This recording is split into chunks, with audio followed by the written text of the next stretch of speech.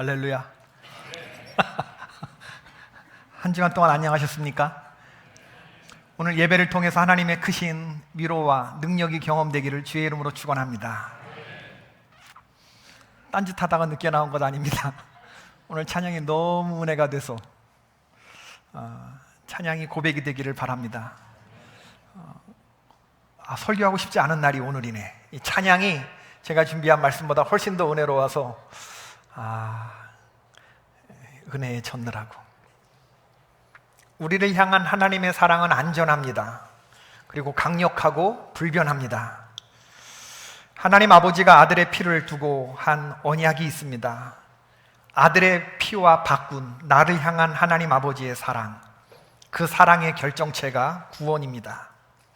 누구든지 아들의 피를 알아보고 그 피에 온몸을 잠그는 자들은 죄 씻음 받고 구원을 얻게 될 줄로 믿습니다. 이게 창조주가 피조물에게 하신 약속입니다. 이 아버지 하나님의 사랑을 만난 자는 변화되게 되어 있습니다. 이전의 삶으로 돌아갈 수가 없어요. 이 구원의 감격을 고백하는 성경 구절 가운데 가장 강력한 것이 로마서 8장 38절로 39절의 말씀이죠. 내가 확신하노니 사망이나 생명이나 천사들이나 권세자들이나 현재일이나 장래일이나 능력이나 높음이나 깊음이나 다른 어떤 피조물이라도 우리를 우리 주 그리스도 예수 안에 있는 하나님의 사랑에서 끊을 수 없으리라. 할렐루야. 바울은 그리스도 예수 안에서 얻은 하나님의 구원이 영원히 안전하다고 하는 사실을 논증하고 있는데, 내가 확신하노니 라고 하는 말은 내가 완전히 설복당했다, 그런 얘기입니다. 논리적으로 설복당했다는 말이 아니고 거듭되는 체험을 통해서 이 말씀이 내게 확증이 되었고 내가 이 말씀에 설득되었다, 설복되었다, 그런 의미죠. 바울은 복음을 전하기 위해서 수많은 고난과 박해를 겪었습니다. 하나님의 사랑에서 바울을 떨어내기 위한 많은 사탄의 공격이 있었지만 결국 그들은 그리스도 예수 안에 있는 하나님의 사랑에서 바울을 끊어낼 수가 없었습니다. 이것은 하나님의 사랑 때문이었는데, 바울은 자기의 체험에서 비롯된 믿음을 위협하는 요소들로 서로 상반되는 이 두 개의 쌍들을 나열하고 있는데, 첫 번째 쌍은 죽음과 생명이죠. 내가 확신하노니 사망이나 생명이나, 그러니까 우리를 그리스도 예수 안에 있는 하나님의 사랑에서 끊어낼 수 있는 이 장애물들이 되는 요소가 사망이 있을 수 있고 생명이 있을 수 있다는 말인데, 이게 좀 어려운 얘기입니다. 죽음은 내가 널 죽일 거야, 이렇게 위협하는 거. 너 하나님 믿을래? 아니면 주님을 배반할래? 하나님 믿겠다 그러면 죽이고, 안 믿겠다 그러면 살려주겠어. 생명은 생존에 대한 집착을 의미합니다. 목숨을 부지하기 위해서 어쩔 수 없었다고 말하는 그런 선택들, 바로 이런 죽음과 생명이 그리스도 예수의 사랑 안에 있는 하나님의 사랑에서 끊어낼 수 있는, 믿음을 배반할 수 있는 위험 요소가 되죠. 두 번째 쌍은 천사들이나 권세자들이나입니다. 하나님보다 하위의 영들, 권세자들은 잠시 동안 세상에 대한 권세를 잡고 있는 사탄의 하수인을 가리키는 말입니다. 영이라고 다 믿지 말고 악한 영들을 주의해야 합니다. 잘못 속아 넘어가면 바로 이런 영들의 속아 하나님을 배반할 그럴 가능성들이 많이 있는 거죠. 세 번째 쌍은 현재일이나 장래일이나, 현재일은 지금 당하고 있는 일을 말하고 특별히 고난과 박해의 상황을 말합니다. 그리고 장래일은 미래에 당할 염려지요. 고난과 핍박이 계속되면 하나님의 사랑에서 또한 끊어질 가능성이 많이 있습니다. 네 번째 쌍은 높음과 깊음입니다. 이 세상에서 하나님의 사람들이 한없이 높아졌을 때, 혹은 세상의 바닥으로 한없이 내동댕이 쳤을 때 우리 하나님의 사랑에서 끊어질 수가 있죠. 다섯 번째로 바울은 마지막으로 다른 어떤 피조물이라도 라고 말을 함으로써 이 밖에 언급되지 않은 모든 것들을 다 포괄하고 있습니다. 우리가 얻은 구원은 하나님의 절대적이고 영원한 사랑에 의해서 완성된 것이고, 이 세상의 어떤 피조물도 우리를 하나님의 사랑에서 끊어낼 수가 없습니다. 할렐루야. 그런데 여기서 우리가 중요한 한 가지를 기억해야 되는데, 아무도 하나님의 사랑에서 우리를 끊어낼 수 없지만 바울은 의도적으로 우리를 하나님의 사랑에서 끊어낼 수 있는 한 가지를 말하지 않았어요. 그리스도 예수 안에 있는 하나님의 사랑에서 우리를 끊어낼 수 있는 가장 위험한 요소, 그 한 가지를 언급하지 않았는데, 그게 무엇입니까? 묻는 거예요. 대답을 하셔야 합니다. 내가 확신하노니 현재 일이나 장래 일이나 능력이나 높음이나 기품이나 천사들이나 권세자들이나 다른 어떤 피조물도 우리를 그리스도 예수 안에 있는 하나님의 사랑에서 끊어낼 수가 없는데, 끊어낼 수 있는 한 있는 걸 의도적으로 말하지 않았다는 말이에요. 그게 뭡니까?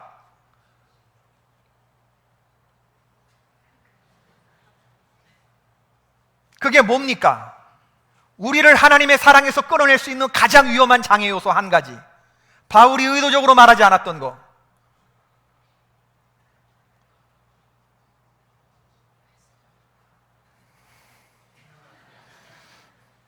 진짜 설교 안 할 거예요. 성격 아시잖아요. 강직한 거. 자기 자신. 여러분, 세상에서 제일 위험한 존재가 누굽니까? 바로 나 자신이라는 거예요.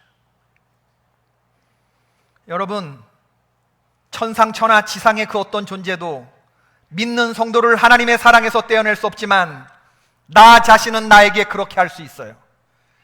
자신의 발로 하나님의 구원을 차버리는 사람에게까지 구원의 은총이 가서 닿을 수는 없습니다.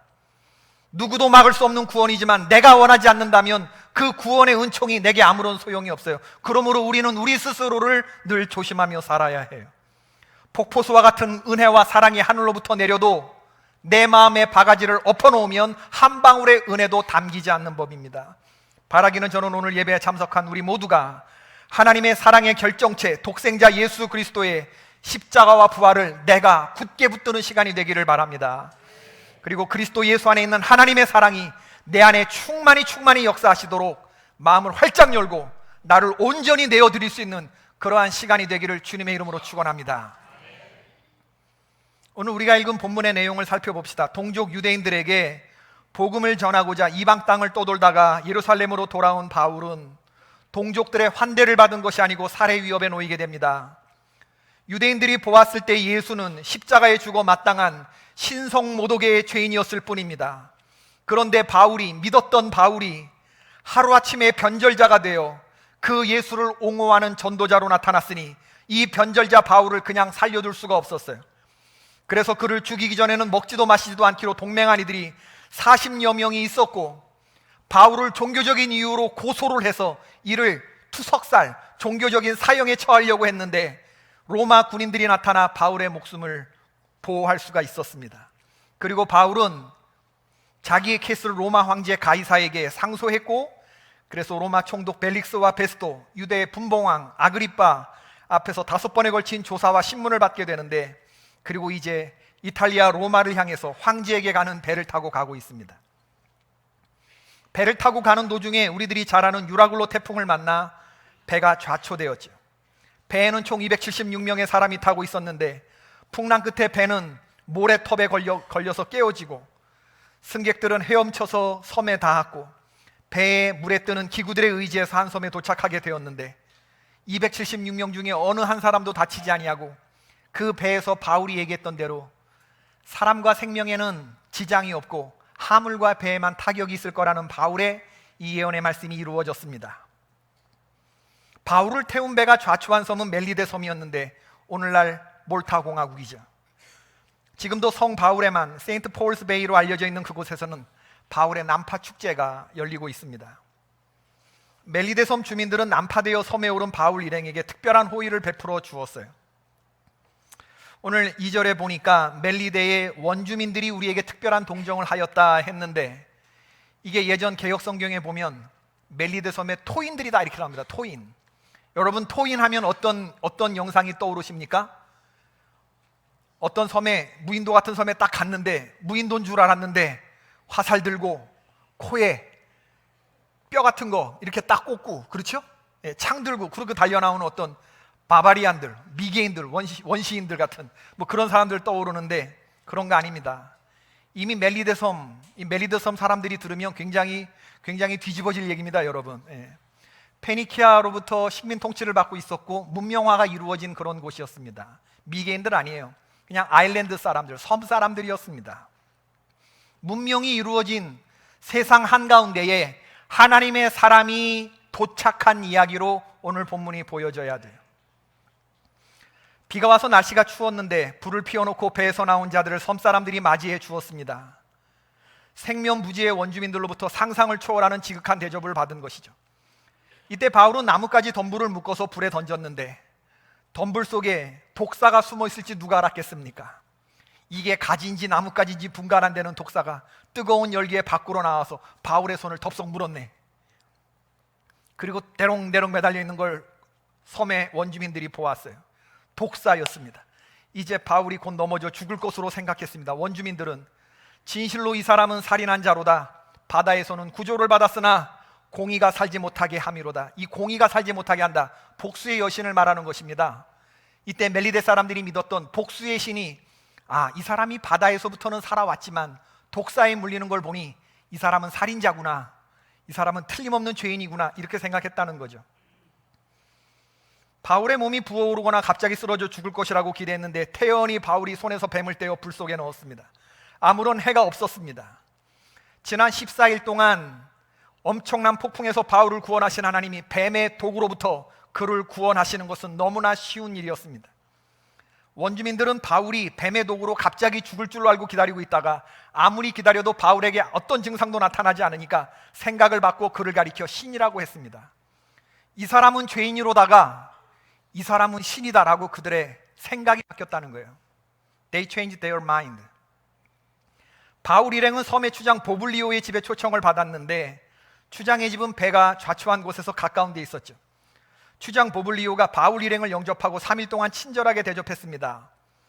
바울은 추장의 집에서 3일간 머물면서 열병과 이질에 걸려 누워있는 추장의 부친을 치유합니다. 안수기도 해서 그걸 낫게 해요. 열병과 이질, 병명이 정확하죠? 사도행전을 기록한 누가의 직업이 무엇입니까? 의사는 병명에 목숨을 거는 거예요. 누가가 열병과 이질이다, 이거 전염병인데 그렇다면 그런 겁니다. 굉장히 위험한 건데, 아니 이 사실을 보면 예수님이 시몬 베드로의 장모의 열병을 고쳐준 거하고 지금 동일한 일을 지금 바울이 하고 있는 건데, 바울이 고쳤다고 하는 소문이 섬에 퍼지니까 섬의 모든 아픈 사람들을 다 데리고 나왔는데 바울이 기도하면서 그걸 다 고쳐줬네. 그러니까 바울 일행이 떠날 때, 구조선이 와서 떠날 때 필요한 모든 물품을 제공해 주면서 감사해 했다는 얘기, 그것이 오늘 우리가 읽은 본문의 말씀이죠. 여러분, 오늘 본문을 보면 무슨 생각이 드냐 하면 저는 그런 생각이 들었어요. 어쩜 그렇게 되는 일이 하나도 없는 사람이 있을 수 있을까? 누가? 바울이. 멜리데 섬에 오르기까지 바울의 일생을 한번 보십시오. 다메섹에서 부활하신 예수님 만난 이후에 바울의 삶이 행복한 삶이었습니까? 아니면 예수 때문에 꼬인 인생이었습니까? 복음 전한다는 이유 때문에 생명의 위협을 당하고 돌로 맞고 감옥에 갇히고 재판장에 서고 광풍에 난파당하고 독사에 물리고 그야말로 되는 일이 하나도 없는 예수 믿고 꼬인 인생을 사는 사람처럼 보여요. 그런데 한편으로는 어떻게 되는 일 하나도 없는 사람이 안 되는 일 하나도 없이 그렇게 환경을 바꿔나가는지 놀라운 신앙인의 아름다움을 보여주고 있습니다.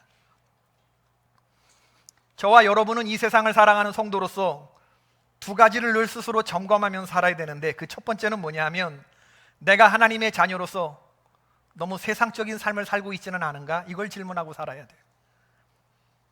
여러분, 우리가 세상을 변화시키기 위해서 세상 가운데서 살고 세상 사람들과 함께 거한다는 것과 세상과 동화되어 간다는 것은 완전히 다른 얘기입니다. 우리는 세상 사람들과 같은 길을 갑니까? 다른 길을 가는 사람입니까? 예수 만나고 난 이후에 다른 길을 가는 사람들입니다. 할렐루야. 들어가는 문이 달라요. 가는 경로가 다르고 도달하는 목적지가 다른 사람입니다. 우리는 세상에서 살지만 세상에 속한 사람들이 아니에요. 이 점을 분명히 하셔야 됩니다, 여러분. 능력받는 루트가 다르고 우리가 먹는 것이 달라요. 추구하는 것이 다른데 세상 사람들과 똑같은 가치관과 방식을 추구하며 살아가고 있다면 그건 우리가 뭔가 잘못된 것입니다. 우리가 먹고 사는 생존의 문제 때문에 자녀를 키워야 되기 때문에 혹은 세상 사람들과 이런저런 관계를 맺으며 살아가야 하는 거, 활동하는 거, 그거 뭐 피치 못할 일이지만, 그러나 신앙인이 세상과 똑같아지는 것은 우리의 믿음이 무너졌다고 하는 증거 외에 다른 것이 아닙니다.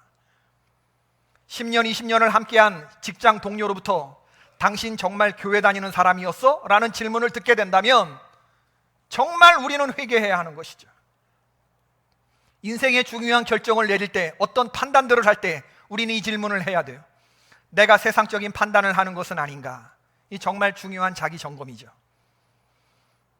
여러분, 우리가 하나님의 뜻대로 살아가는 세상과 구별된 삶을 산다고 했을 때 나만 아는 것이 아니라 세상 사람들도 저 사람은 뭔가 다르다라고 하는 그런 생각들을 세상 사람들이 할 수 있어야 되는 거예요. 그럴 때 하나님이 영광 받으시는 줄로 믿습니다. 두 번째 질문은 뭐냐 하면, 그럼 나는 어떤 것으로 세상과 구별될 것인가? 첫 번째 질문은 내가 너무 세상적인 삶을 살고 있는 거 아닌가? 이런 질문이고, 두 번째는 세상 사람들과 구별된 삶을 산다 그러면 나는 어떤 것으로 구별된 삶을 살 것인가? 이 질문을 또한 해야 되는 거죠. 세상과 구별된 삶을 살기로 한다면 가장 잘 구별되는 건 인민사원일 거예요. 인민사원. 인민사원 아세요? 1978년 남아메리카 존스타운에서 일어났던 신도 집단 자살 사건입니다. 사이비 교주의 꾀임에 빠진 사람들이 자기들끼리 별의별 웃긴 짓들을 하다가 마지막에는 진실을 은폐하고자 모두가 청산다리가 든 주스를 마시고 다 집단으로 자살을 했어요. 아름다워요? 구별됨의 아름다움이 있습니까? 닮고 싶습니까? 우리나라로 말하면 신앙촌 같은 사람, 다 팔아서 공동체 모여서 간장 만들고 담요 만들고 그러는 사람들, 구별됨의 아름다움이 있습니까? 닮고 싶으세요? 그런 구별은 세상 사람들이 비웃는 구별입니다. 멜리데 섬에서 바울은 그 섬 사람들과 확연히 구별되는 사람이었는데, 그 구별이 이런 인민사원이나 신앙촌의 구별 같은 게 아니었고 문화적인 구별이 아니었습니다. 다시 말하면 한복 입고 살아가는 원주민들에게 양복 입고 들어간 그런 구별 말하는 거 아니고, 손으로 밥 먹는 사람에게 포크와 나이프 들려주는 그런 구분 아니고, 바울이 멜리데 섬에서 보여줬던 성도의 구별은 뭐냐면 클래스가 다른 구별, 예수님이 이 세상에 계실 때 세상 사람들에게 감동을 주었던 바로 그 구별을 말하는 겁니다. 세상은 나름대로 자기의 판단을 가지고 있어요. 어떤 일이 발생했으면 그 일의 결과로 어떠한 형태의 삶을 살 것이다, 이게 자기들 나름대로의 판단인데, 사도 바울이 독사가 나와서 바울의 손을 물었을 때 그때 사람들의 반응이 뭐냐면, 이 사람은 죄인이고 이제 곧 바울은 붙거나 쓰러져 죽을 것이다. 그런데 어떤 일이 발생했습니까?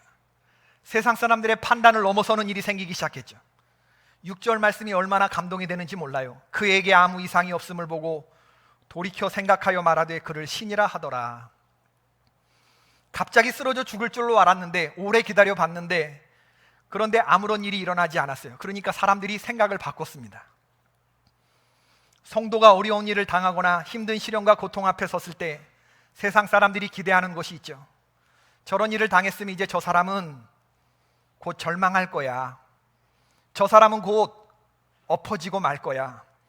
저 사람은 인생을 포기할 거야. 신앙을 포기할 거야. 교회 안 나갈 거야. 하나님을 욕하고 죽을 거야. 이게 세상에 대한 기대고 사탄 마귀의 기대이기도 합니다. 사탄 마귀는 우리 성도들이 계속되는 고난 앞에서 굴복하고 기도의 자리를 박차고 일어나고 성전을 뛰쳐나오기를 문 앞에서 사탄이 웅크리고 기다리고 있는 거죠.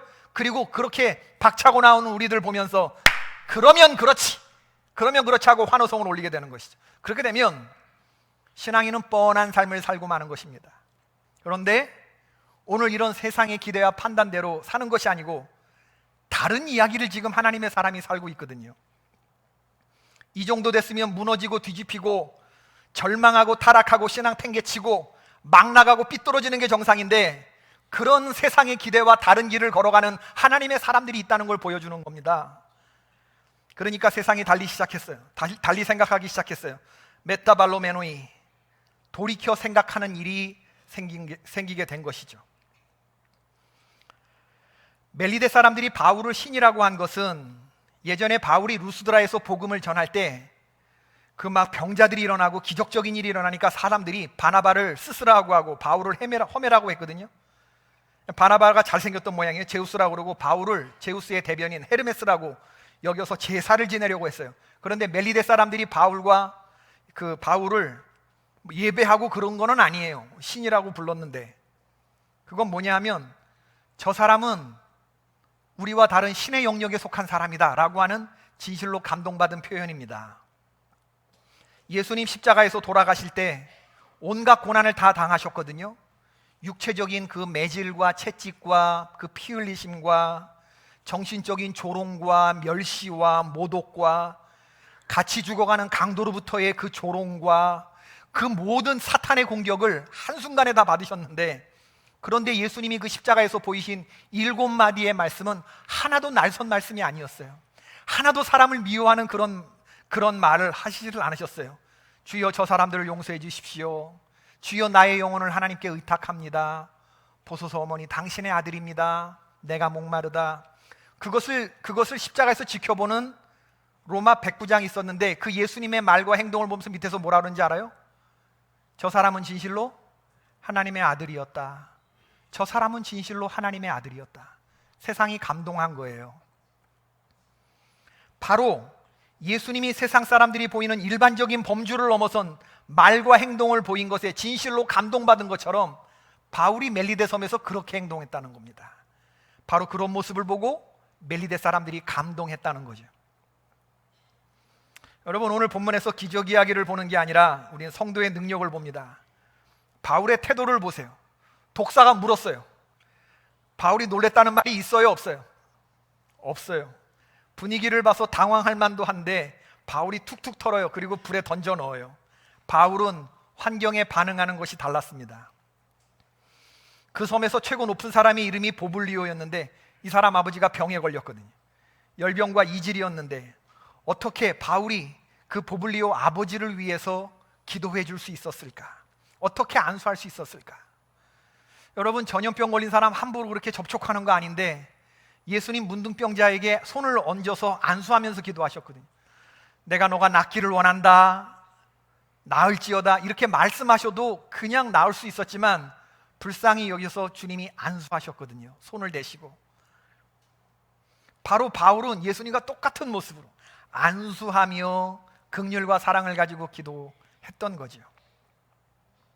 지금 누구 형편 봐줄 만한 상황이 아닌데, 두려움과 걱정과 근심이 가득 찍어 누르는 상황인데, 바울은 그런 상황 속에서 아름다운 이야기들을 만들어가고 있는 거죠.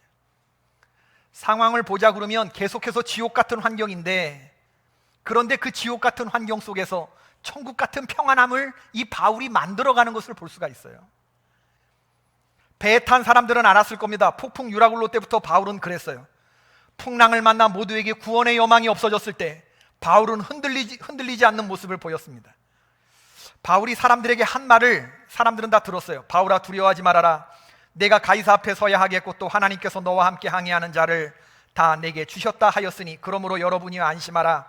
나는 내게 말씀하신 그대로 되리라고 하나님을 믿노라. 풍랑 앞에서 두려워하지 않을 사람이 어디 있겠습니까? 죽음 앞에서 두려운 마음을 갖는 것은 인지상정입니다. 그러나 바울은 기도 중에 하나님의 음성을 들었어요. 바울아, 두려워하지 말아라. 마음속에선 두려운 마음이 있는 걸 하나님이 아시고 두려워하지 말라고 한 겁니다. 그러니까 사도 바울은 내가 생각하면 두려움인데 내 안에 계신 주인이 두려워하지 말라고 하니까 두려워하지 않기로 작정했습니다. 할렐루야. 이런 삶을 사시길 주의 이름으로 축원합니다. 주님이 두려워하지 말라고 그러면 두려워하지 않는 거예요. 사람들은 현실만 보지만 믿음의 사람들은 현실 너머에서 역사하는 하나님의 섭리를 봅니다. 그렇기 때문에 현실을 보면서 허둥대지 않아요. 현실에 갇혀서 주변 사람들이 두려움과 절망 속에 미처 하고 있지 못하던 말과 행동을 하면서 나아갈 수 있는 겁니다. 죽음의 공포가 있었겠지만 아직 가이사 앞에 서지 않았으니 하나님이 내 생명을 지켜주시겠지. 내가 가이사 앞에 설 때까지 머리카락 하나도 너 상하지 않을 것이고 너와 함께 승선한 사람들을 다 너에게 줄 것이라고 하나님이 분명히 약속하셨기 때문에 이 약속을 붙들면서 나는 잘못되지 않으리라, 이 믿음을 발휘하면서 나아갑니다. 이 믿음은 내 안에서 만들어진 게 아니라 하나님께로부터 온 거예요. 이걸 붙잡고 사는 겁니다, 여러분. 그러니까 죽음의 공포 앞에서 사람들이 못 먹고 두려움 속에서 이렇게 있을 때 바울은 세상 사람들과 다른 말을 할 수 있었던 거예요. 너희가 기다리며 먹지 못하고 줄인 지가 오늘까지 열 나흘인지요. 이제 너희 구원을 위하여 음식을 먹으라. 너희 중 머리카락 하나도 잃을 자가 없으리라. 죄수로 끌려가면서도 그 배에 탄 사람에게 이 믿음의 근거에서 이런 말을 할 수 있었어요. 모두가 절망할 때 용기를 주는 말, 모두가 먹지 못할 때 먹으라고 하는 말. 저는 바라기는 우리 개포의 모든 성도들 이런 엄마 되시길 바라고 이런 아빠 되시기를 바랍니다. 주변 사람들이 다 두려워하고 절망 가운데 있을 때 하나님께로부터 오는 음성을 듣고 그 말씀을 붙들고 세상 사람들과 다른 말과 행동을 하는 사람들, 그런 사람들이 신앙인의 아름다움인 거죠. 바로 그런 바울의 능력, 바울을 통해서 역사하시는 하나님의 능력을 보고 멜리데 사람들은 저 사람이 진짜 하나님의 사람이구나, 하나님이 정말 살아계시는구나, 그렇게 느꼈던 것이고, 바울과 함께 갔던 사람들도 그렇게 느끼지 않았겠습니까? 그리고 또한 바울에게는 이게 얼마나 큰 신앙의 간증이 되었겠습니까?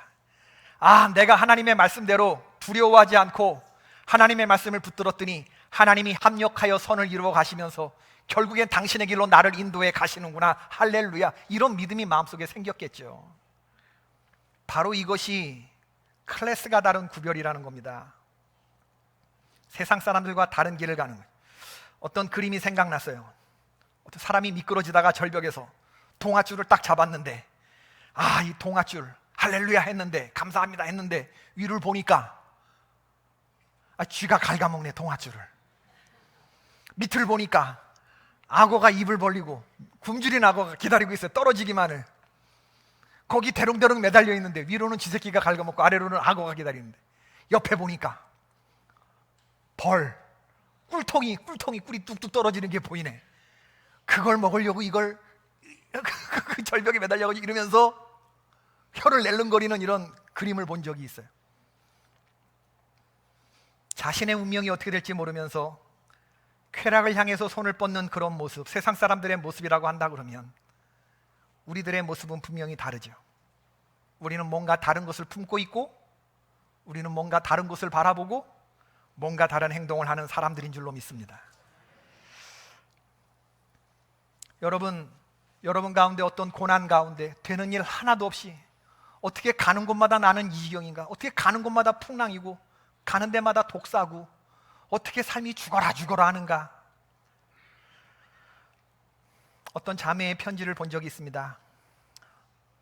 목사님, 저는 교회에 다니면서도 예수님을 믿지 못하고 있습니다. 저는 중학교쯤부터 우울증으로 인하여 자살도 하려고 했고 스트레스로 온 몸과 마음이 무너져서 아무런 소망도 없이 살고 있습니다. 하나님을 참 많이 원망했었고 신은 없다고 믿었습니다. 저희 부모님은 제가 5살 때 이혼하셨습니다. 아버지는 교도소 가기 일수였습니다. 7살이었던 어느 날 아침에 일어났는데 아빠는 없고 아빠 편지만 있어서 참 많이 울었습니다. 그때도 아빠는 교도소에 갔습니다. 저는 그 이후 할머니 손에서 자랐습니다. 저는 자라면서 아빠에게 따뜻한 말 한마디, 전화 한번 받아본 기억이 없습니다. 둘째 새엄마와 잠깐 살았었지만 새엄마가 동생을 임신하고는 친엄마와 자기 중에 엄마를 결정하라고 다그쳤는데 제가 주저하면서 대답을 못하자 저를 할머니에게 되돌려 보내셨습니다. 아빠가 너무 무서웠지만 그래도 사랑했었는데 고등학교 기숙사 사감 선생님에게 아빠 문제로 상담한 것을 아시고 아빠는 그날 제게 심한 욕설과 함께 엄청나게 화를 내셨습니다.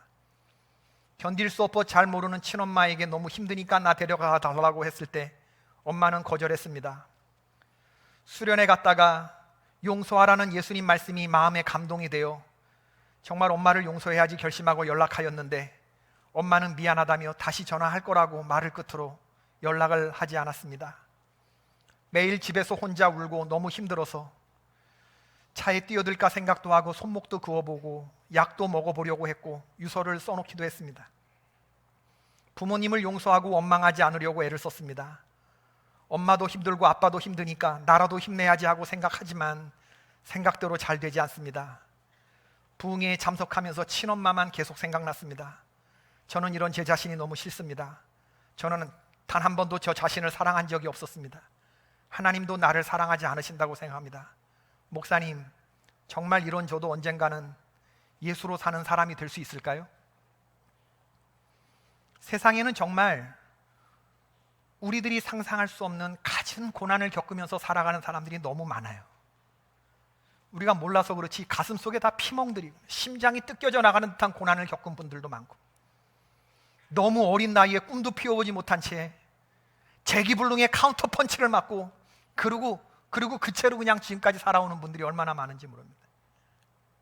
그런데 여러분, 그런 고난에 너무 빠져있지 마세요. 우리의 문제가 뭐냐면 고난에 너무 초점을 맞추게 되면 하나님의 은혜가 보이지 않습니다. 믿음의 사람들은요, 고난 속에서 상처받는 자기를 너무 연민하지 않아요.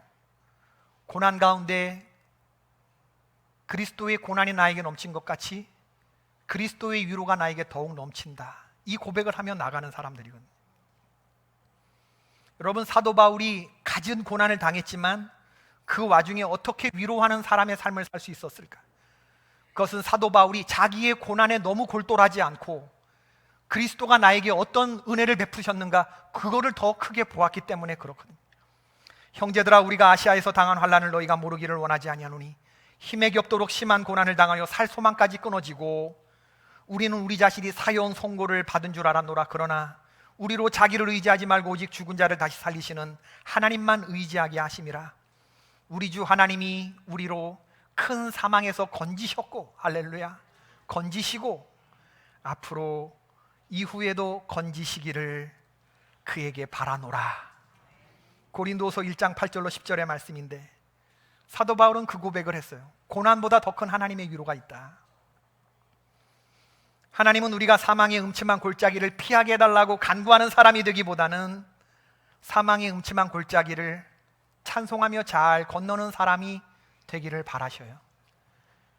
그렇기 때문에 나 하나 간수하기도 힘든 상황에서 자기 스스로를 튼튼하게 하나님 말씀에서 지켜낼 뿐만 아니라 주변의 어려운 사람들을 위로하면서 그 와중에 천국을 만들고 나아갈 수 있는 거죠. 배에 탔던 사람들은 풍랑 때문에 길을 잃었다고 울고불고 난리를 쳤고, 이제 우리는 곧 죽을 거다 꼴깍꼴깍하고 이러면서 원망하고 갔지만, 그 배에 탄 사람 가운데서 길을 잃지 않았다고, 나는 길을 잃지 않았다고 생각한 사람은 딱 한 사람이었어. 하나님의 은혜 안에서 내가 가는 길은 잘못되지 않았다고 생각했던 바로 바울. 표대가 분명한 사람에게, 방향이 분명한 사람에게 방황이 있을 수 있어요, 없어요? 없습니다. 하나님의 은혜의 복음 전하는 일을 마치려 하는 사명자의 길에서 내 생명은 내 마음대로 하는 것이 아니라 주님이 인도에 가신다고 믿는 사람에게는 어떻게 목표 상실이 있을 수가 있겠어요? 바울은 그 하나님의 약속으로 살았고, 인생을 살아가면서 내 능력으로 산 게 아니고 주인의 능력으로 살았던 사람입니다. 여러분도 이 능력을 힘입고 살아가길 바랍니다. 제가 오늘 찬양대에 큰 은혜를 받았다고 봐요. 내려가시는 성가들한테 오늘 가사 좀 봐요. 곤고한 순례자의 길에서 때로는 연단시키시려고 시련을 주시는 여호와여, 힘과 능력을 주소서. 할렐루야, 할렐루야. 우리 찬양대뿐만 아니라 우리 모든 성도들이 이 가사대로 살기를 주의 이름으로 축원합니다. 힘겨운 선교사의 길에서, 전도자의 길에서 좌절과 낙심이 될 때마다 소망을 주시는 여호와여, 하늘의 문을 여소서. 3절 가사, 삭막한 이 세상을 살 동안 주 항상 나와 동행하시고 만나로 먹이시는 여호와여, 내 영혼에 기름을 부으소서. 얼마나 오늘 말씀하고 딱 들어맞는 찬양이든지. 곤고한 순례자의 길에서, 어떻게 되더라? 때로는 연단시키시려고 시련을 주시는 여호와여, 힘과 능력을 주소서. 힘겨운 선교자의 길에서 좌절과 낙심이 될 때마다 소망을 주시는 여호와여, 하늘의 문을 여소서. 이제 남자 파트예요. 삭막한 이 세상을 살 동안 도와주세요. 주 항상 나와 동행하시고 만나로 먹이신 여호와여, 영혼의 기름 부소서. 죽이지 않습니까 여러분? 가사가 할렐루야, 할렐루야. 이 우리의 고백이거든요. 세상은 삭막해요. 우리가 가는 길은 공고한 순례자의 길일 수 있어요. 힘겨운 전도자의 길이에요. 그렇지만 주님은 이 길을 기쁘게 걸으라고 그래요. 당신이 걸으셨고 그리스도의 위로가 임마누엘이 함께함을 알기 때문에 이 은혜를 스친 사람들은 우리는 소망을 주시는 주님 바라보면서 갈 수 있는 거거든요. 여러분, 우리가 마음속에 주 예수를 모시고 살아갈 때 주님 우리에게 오늘 바울에게 보여주셨던 그 신앙인의 아름다운 길, 저와 여러분도 걸어가게 하실 줄로 믿습니다. 여러분, 이 주님의 약속의 말씀을 붙드시고 여러분 가정에서 여러분이 멜리데 손 같은 세상 속에 살면서 내가 나를 지키리라, 내가 어려운 사람들을 위하여 안수하며 가리라, 내가 장밋길을 걸어가든 가시밭길을 걸어가든 내 주님 손 붙잡고 어려운 사람 용기를 북돋으면서 내 그렇게 가리라, 그렇게 가리라. 하나님이 살기에 있으든지 죽기에 있으든지 그거는 주님께 달려있는 거예요. 그러나 나는 오늘 내가 할 일을 하는 거예요. 어려운 사람을 찾아가서 안수하고, 몸이 젖은 사람들을 위하여 불을 피워주고, 못 먹는 사람들에게 먹으라고 안심하라고 하고, 신앙인의 아름다움을 보여줄 때 세상은 그런 우리를 보면서 감동하는 것이거든요. 협력하여 선을 이루시는 하나님의 능력이 경험되는 것입니다. 고난 가운데 담대한 여러분들 되시기를 바랍니다. 하나님의 능력이 함께합니다. 이미 여러분 마음속에 이런 십자가의 부활과 복음, 이것이 여러분에게 내장되어 있어요. 세상이 감당치 못할 능력이 저와 여러분 안에 있음을 믿으시고 이 믿음으로 승리하는 저와 여러분 될 수 있기를 주의 이름으로 축원합니다. 할렐루야, 아멘. 사랑의 아버지 하나님, 주님의 백성들 기억하여 주옵소서. 고통과 슬픔 중에 더욱 주님 의지하게 하옵소서. 어려움에 지는 사람들이 아니라 능히 이겨내고 주님 더욱 찬양하며 승리하는 저들에게 인도하여 주옵소서. 주께서 내 마음의 흑암의 등불을 밝혀주시며 내가 적군을 향해 달리며 담을 뛰어넘나이다. 하나님, 장애물을 뛰어넘는 믿음을 발휘하며 나아가는 주의 종들 되게 하여 주옵소서. 하나님, 어두운 형편에 있을 때 주님 밝혀주시는 밝은 빛을 보고 한 걸음 한 걸음 주의 나라까지 가는 주의 권속들 되게 하여 주시옵소서. 예배를 드리고 세상으로 흩어집니다. 하나님, 건강 주시고 저들에게 물질 주시고 하나님, 저들에게 믿음 더하여 주시어서 영혼이 잘된 같이 범사가 잘되고 강건한 축복을 누리게 하여 주옵소서. 오늘 하나님, 병든 몸으로 나온 사람이 있다면 이 문을 열고 나갈 때 치유함 받고 나갈 수 있도록 은혜를 더하여 주옵소서. 내가 나사렛 예수 그리스도의 이름으로 명하노니 모든 병만은 물러갈지어다. 모든 어둠의 권세는 물러갈지어다. 온전히 하늘로부터 임하는 치유의 광선이 임하여 질지어다. 사랑의 백성들, 아버지 하나님 기억하여 주시옵시고 긍휼히 여겨 주시옵소서. 이제는 우리 주 예수 그리스도의 은혜와 하나님 아버지의 지극하신 사랑과 성령의 감화하시고 감동하심이 지금부터 영원까지 함께 하시기를 간절히 축원하옵나이다. 아멘.